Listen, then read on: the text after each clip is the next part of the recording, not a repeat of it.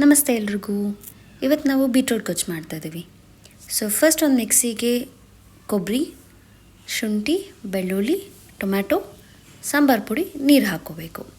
So ಇದೆಲ್ಲ ಐಟಮ್ಗಳನ್ನೂ ನಾನು ಡಿಸ್ಕ್ರಿಪ್ಷನಲ್ಲಿ ಕೊಟ್ಟಿರ್ತೀನಿ. ಆಮೇಲೆ ಇದನ್ನೆಲ್ಲ ಚೆನ್ನಾಗಿ ರುಬ್ಕೊಂಡ್ಮೇಲೆ ಒಂದು ಕುಕ್ಕರಲ್ಲಿ ಎಣ್ಣೆ, ಸಾಸಿವೆ, ಜೀರಿಗೆ, ಹಸಿಮೆಣಸಿನ್ಕಾಯಿ, ಕರಿಬೇವು, ಬೆಳ್ಳುಳ್ಳಿ, ಈರುಳ್ಳಿ ಮತ್ತು ಟೊಮ್ಯಾಟೊ ಇದಿಷ್ಟು ಹಾಕಿ ಚೆನ್ನಾಗಿ ಫ್ರೈ ಮಾಡ್ಕೊಳ್ಳಿ. ಅದಾದಮೇಲೆ ಸ್ವಲ್ಪ ಅರಿಶಿನ, ನಿಮ್ಮ ರುಚಿಗೆ ತಕ್ಕಷ್ಟು ಉಪ್ಪು ಇದಾಕಿ ಮತ್ತೆ ಫ್ರೈ ಮಾಡಿದ್ಮೇಲೆ ನಾವು ಬೀಟ್ರೂಟನ್ನ ಚಿಕ್ಕದಾಗಿ ಕಟ್ ಮಾಡ್ಕೋಬೇಕು. ತುಂಬ ಚಿಕ್ಕದಾಗಿ ಬೇಡ, ಒಂದು ಕ್ಯೂಬ್ ಥರ ಇದ್ದರೆ ಸಾಕು. ಆಮೇಲೆ ಅದನ್ನು ಇದೇ ಮಸಾಲೆಗೆ ನೀವು ಹಾಕ್ಕೋಬೇಕು. ಇದು ಹಾಕ್ಕೊಂಡು ಸ್ವಲ್ಪ ಫ್ರೈ ಮಾಡಿದ್ಮೇಲೆ ನಾವು ಆ ರುಬ್ಬಿಟ್ಕೊಂಡಿರೋ ಮಸಾಲ ಇರುತ್ತನ್ನಲ್ಲ ಅದನ್ನು ತೆಗೆದು ಇದಕ್ಕೆ ಹಾಕಬೇಕು.